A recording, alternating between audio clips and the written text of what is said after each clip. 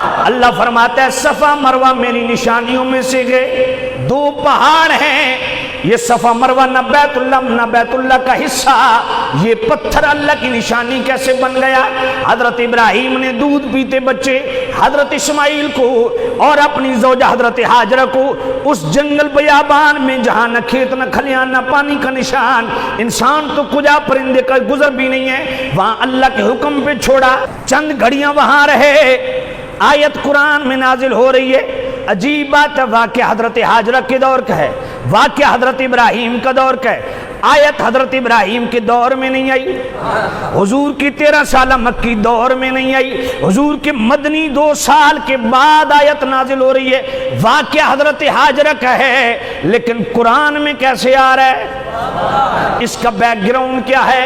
اس کی حقیقت کیا ہے؟ سامع نزیت شام ایک شخص تھا جس کا نام تھا اسحاق، ایک عورت تھی جس کا نام تھا نائلہ، ان دونوں بدبختوں نے صفا مروہ کی اس بیچ گھاٹی میں جہاں حضرت ہاجرہ اور اللہ کے نبی ٹھہرے وہاں منہ کالا کیا، بدکاری کی، اللہ نے جناب والا اسحاق کو صفا پہ پتھر بنا دیا اور نائلہ کو مروہ پہ پتھر بنا دیا، یہ دو بت وہاں کھڑے رہے، عرصہ دراز تک کھڑے رہے، حتیٰ کہ ان کی پوجا شروع ہو گئی۔ جب اسلام کی بہار آئی میرے نبی نے ان پتھروں کو ہٹا دیا اور میرے نبی نے صحابہ کو حکم دیا، میرے صحابہ دوڑو، یہاں نبی اللہ یہاں تو شرک ہوتا رہا ہے۔ اس وقت یہ آیت نازل ہوئی، ان الصفا والمروہ من شعائر اللہ، اللہ نے فرمایا میرے نبی کے صحابہ اس قاعدے کلیے کے تحت کہ یہاں شرک ہوتا رہا اس لیے تم نہیں دوڑ رہے، تجسس میں پڑ گئے، اس قاعدے کلیے کے تحت تو بیت اللہ کا طواف بھی جائز نہیں ہوگا، کیونکہ 600 سال تک وہاں اندر بت پڑے رہے۔ فرمایا میرے نبی کے صحابہ تم عرصہ دراز یہاں شرک کو دیکھ رہے ہو کہ بتوں کی پوجا ہوتی رہی، اور میں اپنی ہاجرہ کا دوڑنا دیکھ رہا ہوں، میں حضرت ہاجرہ کی بیٹھک کو دیکھ رہا ہوں، میں حضرت اسماعیل کے یہاں قیام دیکھ رہا ہوں۔ فرمایا عرصہ دراز کا شرک نہ دیکھو، یہ دیکھو کہ یہاں میرے محبوب ٹھہرے رہے ہیں۔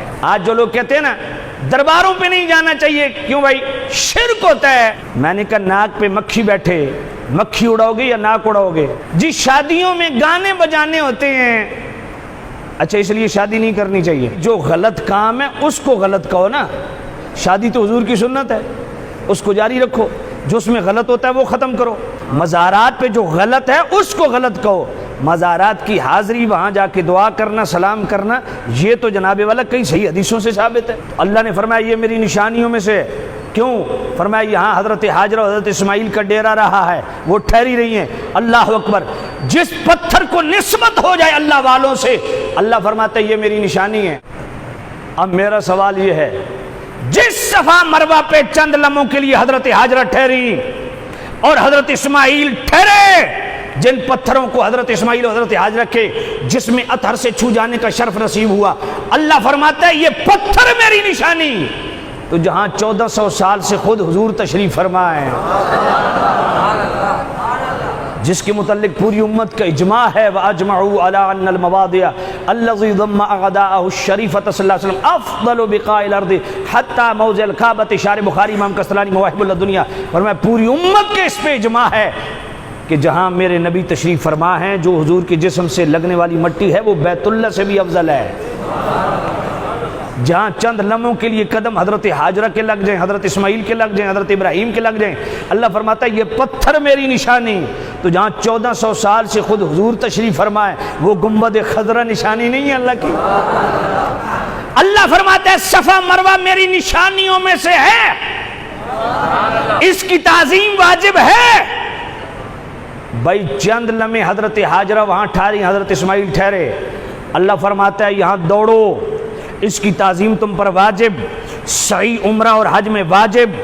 حضرت ہاجرہ ہزاروں سال پہلے دوڑی، یادگار آج بھی موجود، جس صفا مروہ پہ آج حاجی دوڑ رہا ہے، معتمر عمرہ کرنے والا دوڑ رہا ہے، اس سے پوچھو کیوں دوڑ رہا ہے؟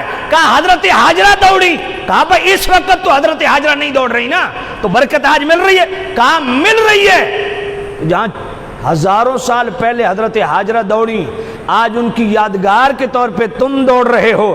اپنے ایمان سے بتاؤ مکے مدینے کی گلیاں اس نیت سے گھومنا کہ شاید اس گلی سے بھی مصطفیٰ گزرے ہوں. اپنے ایمان سے بتاؤ یہ عبادت نہیں تو اور کیا ہے؟ اس لیے محبت والے نے بڑی حسین بات کی ہے. تصور میں تیرے رہنا عبادت اس کو کہتے ہیں. عبادت نام ہے تیری گلی